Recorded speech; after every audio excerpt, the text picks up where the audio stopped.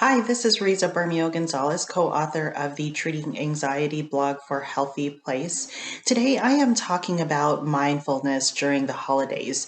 During the holiday season, this can be a stressful time, and you might find that your anxiety increases even more so during the holidays, especially during these current times that we are living in.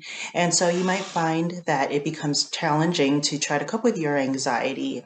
And I found that mindfulness can be really helpful. So here are a few strategies for helping you to use mindfulness in order to reduce your levels of anxiety during the holidays. First of all, it is helpful to really stop and think about what the holidays mean to you.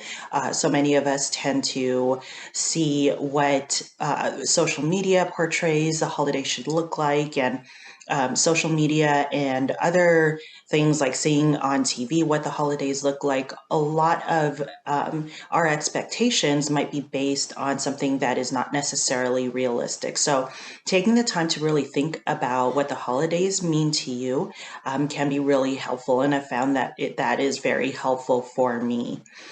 Taking the time to simply think of the things that you're thankful for is also helpful. And this helps to stay mindful and stay in the moment and stay grounded and not worry about the future or think about memories that have happened in the past that are maybe really stressful.